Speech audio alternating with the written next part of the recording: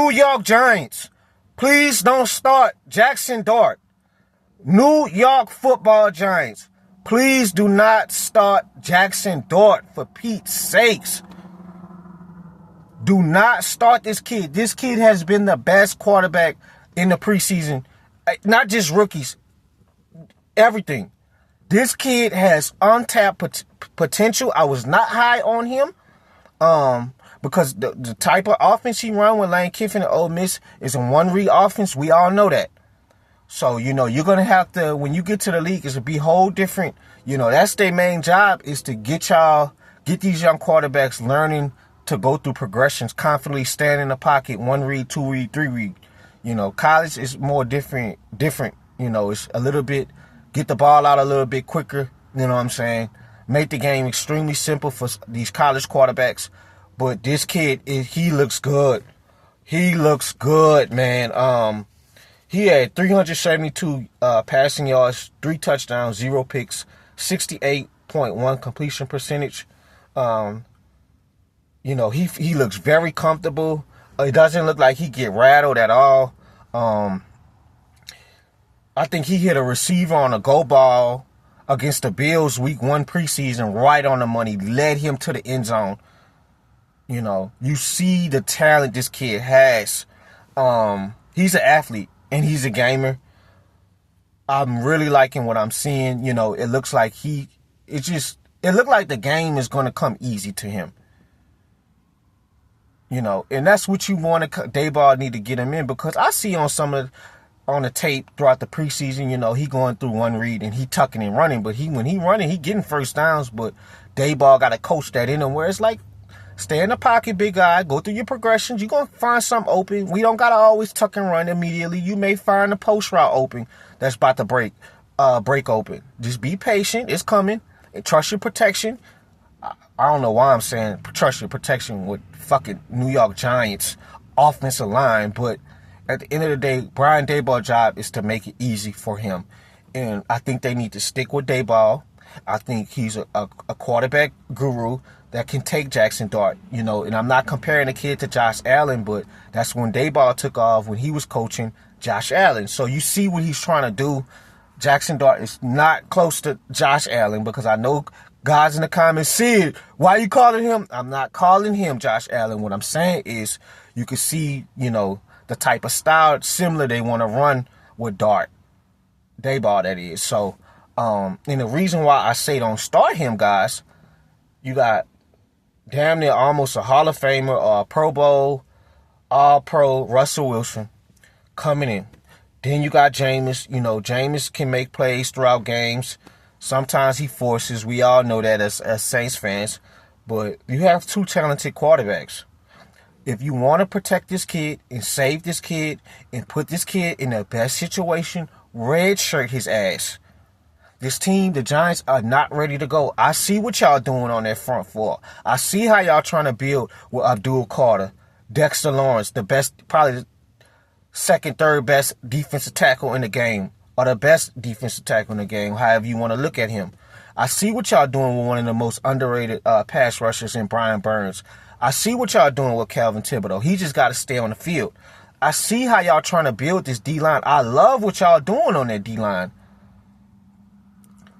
When was the Giants winning them Super Bowls? When they had Michael Strahan, O.C. Newman Rural, whatever that boy name is, Justin Tuck. How y'all think they beat Brady? Pass rush. So I see what y'all doing. I see what y'all trying to do on the defensive end. Y'all bring in our guy, Adebo. We wish him success. The offense is coming around with Malik Neighbors. He's going to probably be in top 10 at the end of the year, guys, as a top 10 receiver. His route running is so savvy. These LSU kids, man, they are different. I think we bring in the best receivers in Louisiana. I'm going to say it. Coming out of high school, whatever, I'm going to say it. I don't care.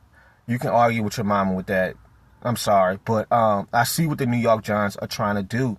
So you want to put this Jaxson Dart kid in the best situation. Let him sit. Let him learn.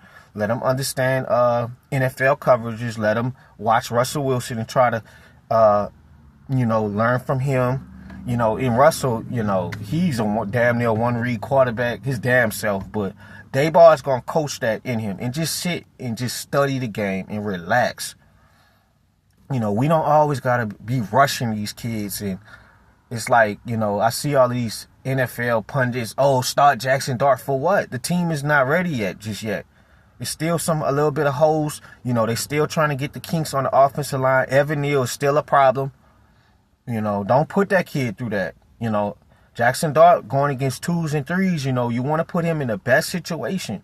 So when it come next year, Malik Neighbors is another year developed. Tyrone Tracy. They got the kid Scatterbo. He will be another year developed.